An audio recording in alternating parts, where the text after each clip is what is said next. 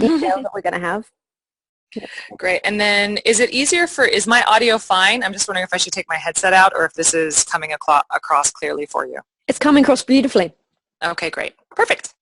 Cool. Awesome. Wonderful. Well, let's get into it. So I'm going to intro you, and then we're just going to start with the questions. You can keep your answers very short, and it's in an interview style where if I find something that's interesting, I'll just ask you another question and we'll just flow. Marvelous. I love it. Sounds good. Awesome. And do you like to be Rachel Scott, or have you got married, or is that still your own? Rachel Scott is fine. Awesome. I go by Harriet Worth, but my actual name is Harriet Liss, but I changed it for branding. So perfect. Oh, okay. Okay. I took my mum's maiden name because it really goes with my story of helping women feel worthy and health stuff. But anyway, let's get into it. Wonderful. All right, I'm just going to do the clap so then I know where the recording starts. Hello and welcome to today's episode of the Naked Health Warriors podcast. Today I have the absolutely amazing Rachel Scott all the way from Vancouver. Welcome, Rachel. Rachel is an educator who is into the art of education in Vancouver. She's a director of the Teachers College and Development for Y Yoga, and she has got some amazing messages, and she's going to be dropping some amazing knowledge bombs with you, the listeners, today. So I hope you are ready to take some notes and get involved. Welcome, Rachel. Welcome to the show. I would love for you to tell us just a little quick snippet about who you are. Oh, thank you, Harriet. It's so nice to speak with you today and to get to connect to your listeners. So I'm Rachel, and I am the director of Teachers College for Y Yoga in Vancouver. And my passion has always been education. And how do we help people to become their best through creating these amazing learning experiences? And since my personal passion is health and wellness, it makes sense that I find myself in, I should say, the yoga industry and in that world. And so that's what I do. I get to help people become their best through education, and so that they can reach out and inspire others to also become their best. Awesome. That's brilliant. I absolutely adore your message, because I think that yoga is such a great way to breathe through helping ourselves come out of our head. So what are you doing right now? What's the one thing that's really, really exciting for you in your yoga business? Right now we're working on creating the 300-hour yoga teacher training. So you may know this, in the yoga world, there are basically two different levels of certification. There's the 200-hour, there's the 300-hour, and the 200-hour is kind of the nuts and bolts of the teacher training. It's where you learn how to sort of say the right things and get people into the poses and make sure everyone's breathing. And then the 300-hour is an opportunity to dive a little bit more deeply into the different sort of esoteric layers of what yoga is, and this is where people find their voice as a teacher. It's where they connect to learning more about Ayurveda and then digging into that, or digging into particular yoga philosophies, or digging into the asana in a more in-depth way. And so what I have had the opportunity to do lately, which is super exciting, is to bring together a whole range of really amazing yoga teachers and practitioners and give them voice in our studios to help teach these wonderful students who are passionate about yoga how to become better. But, even more importantly is to find who they are as a teacher and what really excites them about sharing yoga to their communities. So that's really been fun. That's beautiful. It sounds like you're really creating an elite league of conscious yoga teachers by what you're doing. It sounds I love it. Well, it's really exciting, and what's even better is that I get to sit in on all the weekends. So that's really a really amazing part. Woo! Yeah, super fun. Awesome. There's one thing that you just said just before that I would love for you just to give a tiny little bit of information on, and it was that you said you get people into poses. So in your training, you teach people how to get their clients or their yoga attendees how to get into a pose. Is there anything that you can divulge to the listeners today? Because I know for me, I know I've definitely used the wording that the teachers have used, and I've used the heat to really get me into a pose. But what can you tell us about that? About like really skillfully cueing people into poses? Yeah. You know what is really fascinating? Yeah, the thing about getting people into poses, and this is really, I think, the art of teaching, is to first of all recognize, and this might run contrary to what a lot of people think, is that we're never going to be able to cue everybody perfectly into a pose because everybody's body is different. So honestly, as a yoga teacher, what we do is we kind of recognize that we do the best that we can to teach everybody skillfully, but then also deal with our students one-on-one and recognize that what they need might be different than what the person right next to them needs. So that's really the art, I think, of being a great teacher. That said, the one tip that I will give about cueing people into poses is that I love to use what's called dual actions, which is that you cue, it's like basically cueing one side of the pose and the other side of the pose, two different kinds of muscular actions that when they work together counterbalance each other. And I'll give you a really obvious example of something like this. It would be like when you go to a yoga class and you hear a teacher say, you know, press your inner thighs back, and then the next thing they say is root your sitting bones down. It's like those are opposite actions, but they work together to bring each student into their place of balance. So I know that's a little technical, but that would be the thing I would look for, is how do you engage in opposites when you do your practice. Wow, that's some stunning, sensational advice. You're clearly a genius. I love what you're doing. Brilliant. One thing I love getting out of people who I'm interviewing for the podcast is literally where you've been. See, a lot of people who are successful right now, they are seen as the success, and no one really remembers where they came from. So I'd love for you to share just a quick little bit about your past, what influenced you positively and negatively to be doing exactly what you're doing right now. Be as honest as you can. And obviously, you know, we all know that most of us weren't birthed into fame and fortune.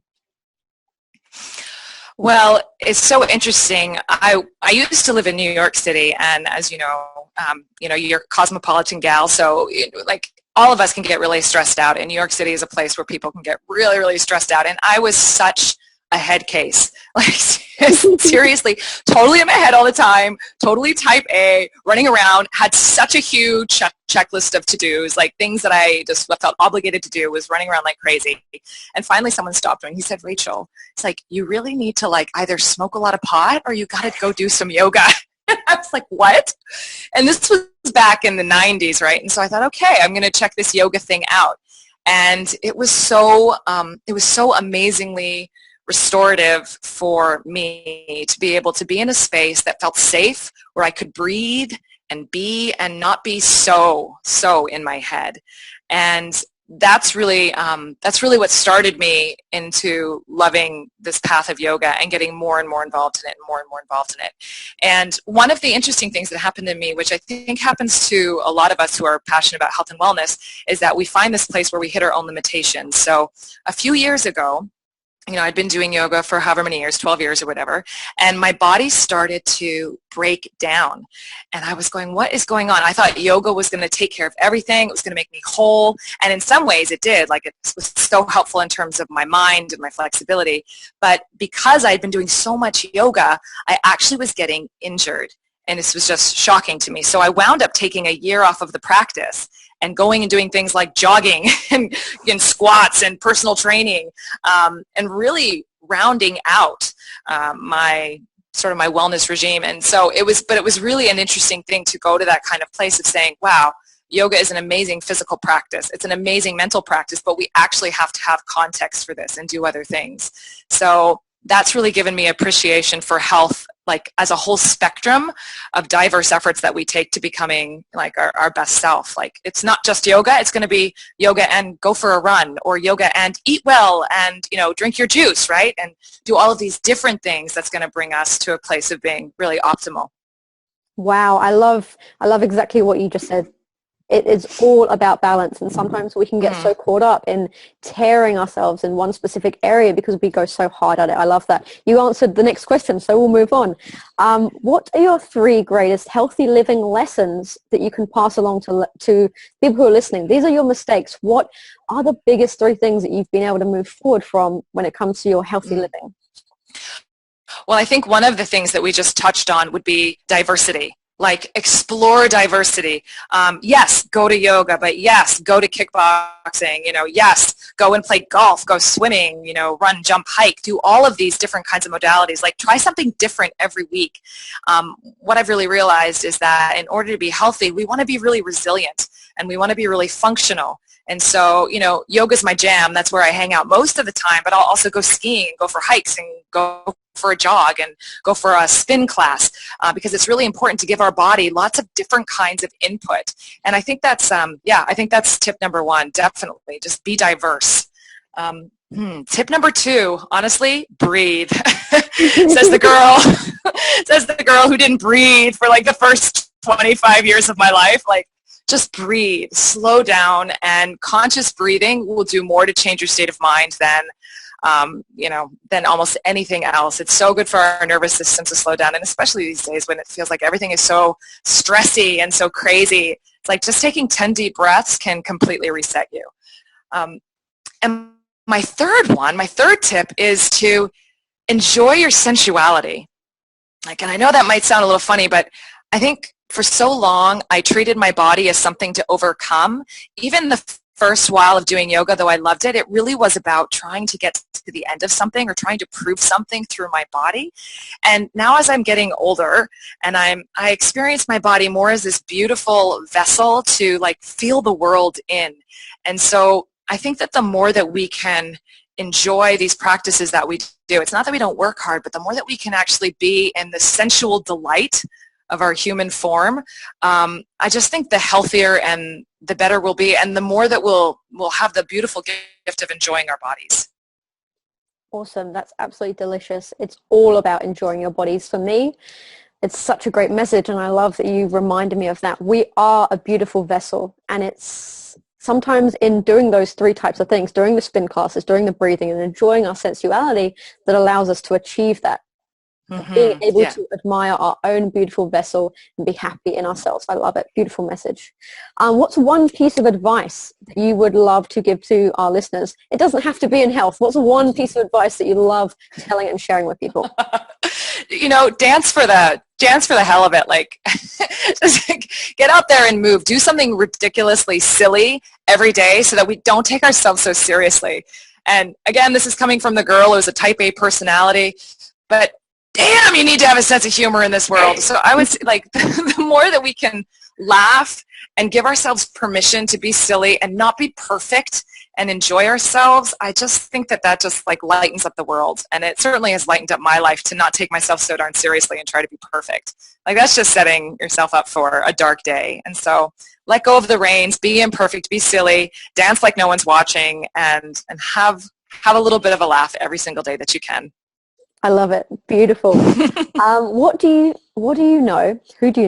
What is the very best transformation that you've seen in either one of your personal clients, one of your teachers that you've trained, or just someone who's come to your classes? What's the best transformation you've seen, whether it's mind, body, or spirit? Oh, wow. What a question. You know what? I'm so lucky that I get to see people go through such personal growth. Well, one story that I'll share with you.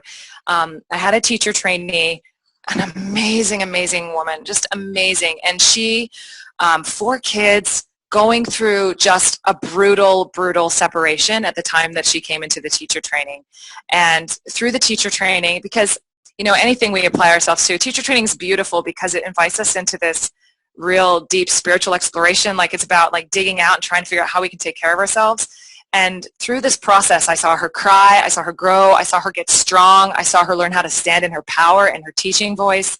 And now a couple years down the line, she's opened up her own studio, she's in a healthy relationship, her kids are great. And it's just, I think, a testament to how well we can flourish when we choose to take time for ourselves, especially when the whole world is falling apart. So she just inspires me all the time. Awesome. What a great testimonial. What a true testament to you. One of the things that I truly believe, and I'm sure you will too, is that when we change one area of our lives, if we're just breathing more in our yoga classes, we will see that change amongst every other area of life. I'm sure you would agree. I totally agree with that. It's like slowing down in one area, all of a sudden there's a ripple effect everywhere else. Absolutely. Love it. What is one thing that you believe that listeners should do to make their movement towards their ideal health?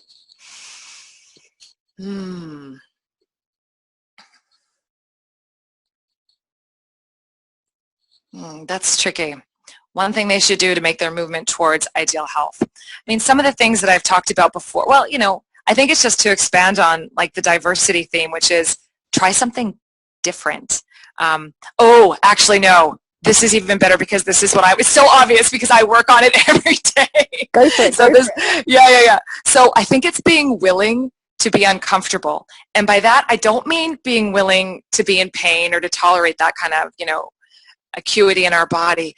But I find for myself, as I'm, been working on my breathing for 20 years now, but I find for myself that I notice that when I make bad decisions for myself, like, reaching for the glass of wine or like deciding to have the piece of cake or like needing to make a huge bowl of popcorn, it's always because I'm avoiding something that feels really uncomfortable. Like I'm avoiding a feeling. I'm avoiding this kind of like restlessness or uncertainty or sadness or loneliness. And so automatically, we do it before we think about it. I think we reach for these things to kind of like fix it, And so I think in those moments, if we can practice, it's almost like learning to tolerate that bittersweetness of being human. If we can just sit in that feeling of being a little uncertain and being groundless, then I think that it allows us to lean into our own hearts a little bit more and also have compassion for other people, because everybody, I think, on the planet is experiencing this. We cover it up in lots of ways. But just to sit and to be willing to be uncomfortable. And that's the kind of same discomfort that allows us to go out and have that really honest talk with our mom or our lover or our sister, or to, listen to our kids when it, maybe feels hard. So I think that the more we cultivate that, the better we'll be. And I think that, just like you said, things feed into every areas of our lives. I think that will definitely feed into every area of your life. Wonderful. Such a gem. Willing to be uncomfortable. I'm definitely going to be having that as your podcast quote when that comes out on iTunes. That's brilliant. Really, really important. If you could go back in time 20 years and tell your old self one thing, what do you feel like that might be? Oh my God, stop trying so hard. Stop trying so hard to be important and to please other people. I think that would be kind of a lesson. I spent a lot of time running around trying to prove that I was okay by doing lots and lots of things. And I think that, there's a value in being a hard worker. There's a value in going out there and creating value and, striving for things. Absolutely.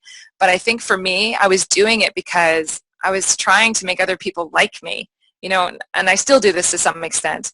And so I think the more that we can settle in ourselves and really trust our own integrity, and trust that we are inherently good, it's like then we can go out and work hard, but we're not running around to try to fill some sort of missing piece or to try to make sure we're okay by keeping all of the ducks in a row. So I think, maybe the message is simply, Rach, slow down and love yourself more. It's really all going to be okay. Maybe that would have been the message I wish I could have heard when I was younger. Absolutely. I love that we have this new conscious race of women who are loving themselves first. They're stopping trying so hard, because we are these achievers. We're women, but we're moving into a place and a position where it's truly okay to achieve. And now we're moving into a position where we're knowing it's okay. It means that we're slowly not having to prove ourselves more. We just need to just know it. Mm-hmm. Just show up, right? That's it. And the way you show up in one area is how you're going to show up all over.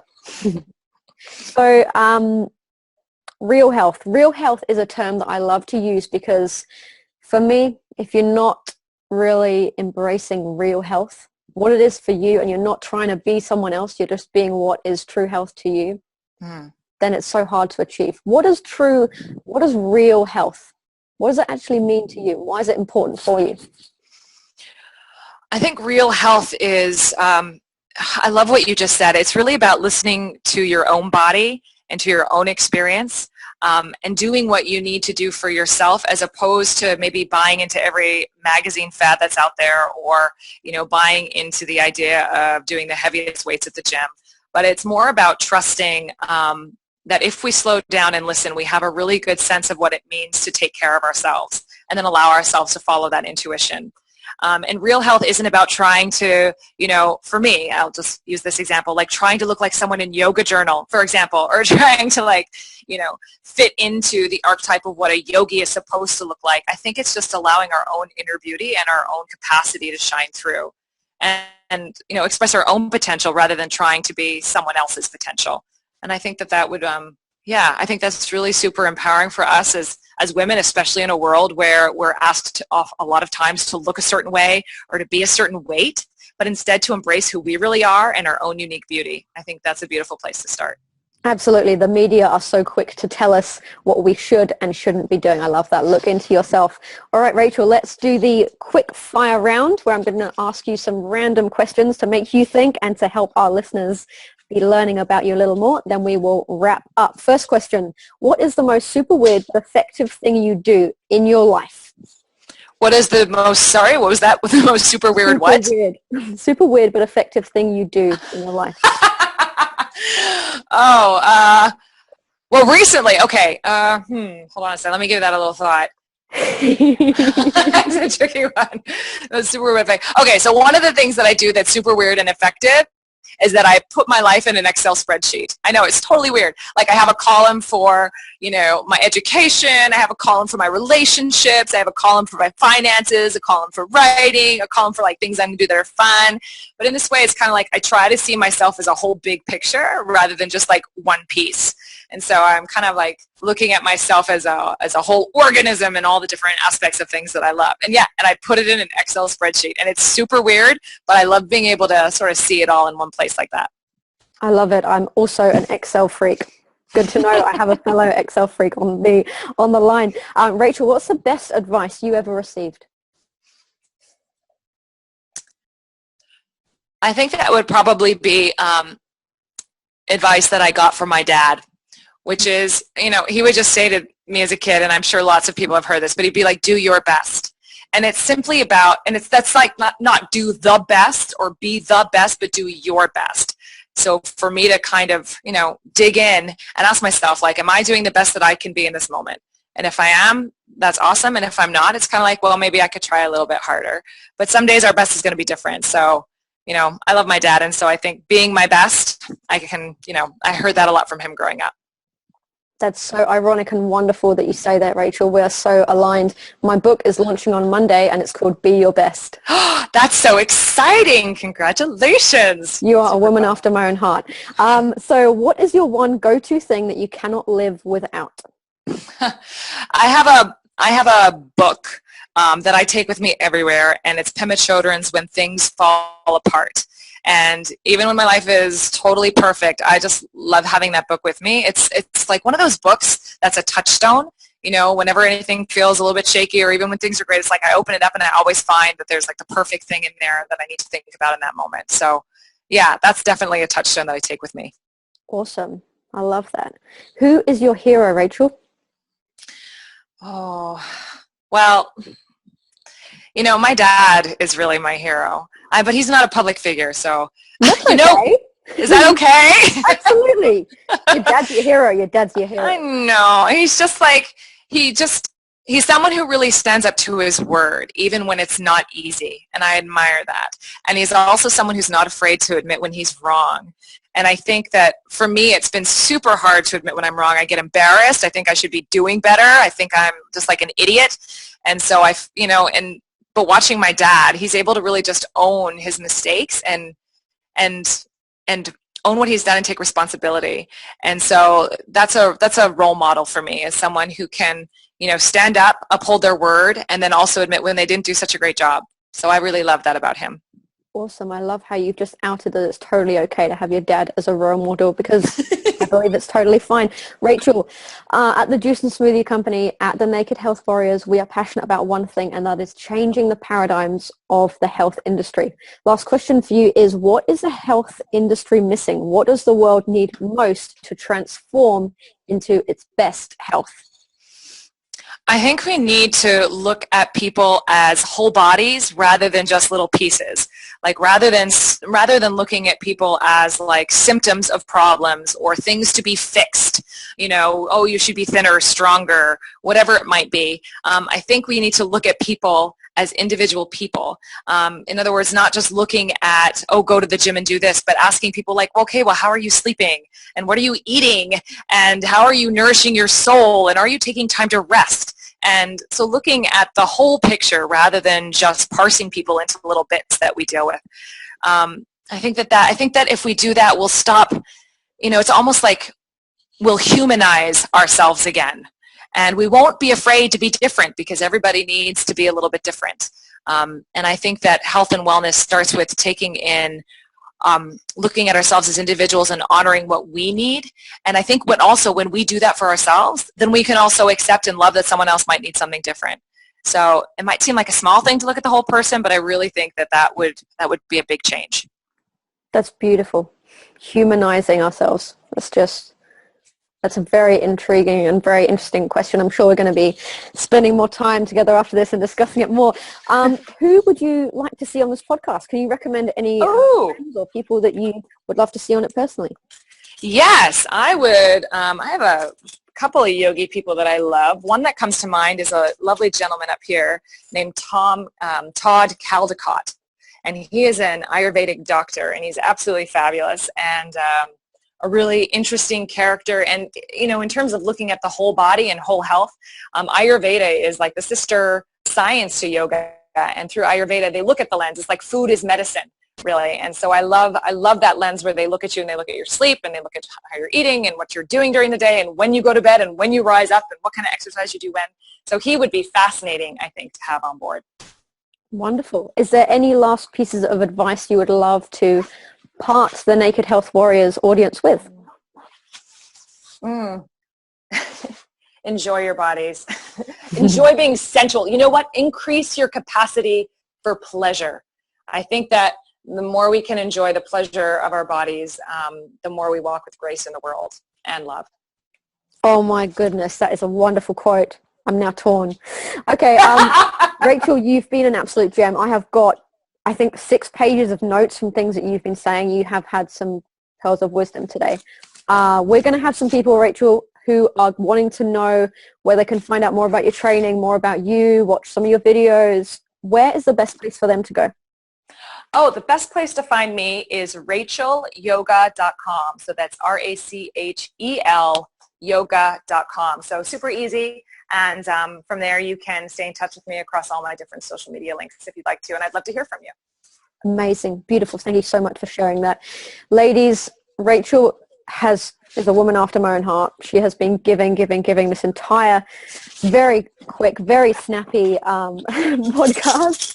And I hope that it's given you some value. I hope you've been like me, scribbling down some notes. This is Harriet here today from the Naked Health Warriors podcast. And I want you to live your life. I want you to love your body, and I want you to juice and live an absolutely beautiful, brilliant life. Stay tuned for more interviews. This is Harriet Worth signing out from the Juicy Smoothie Co. Have an absolutely amazing day, and we'll see you on the very next podcast. Bye for now.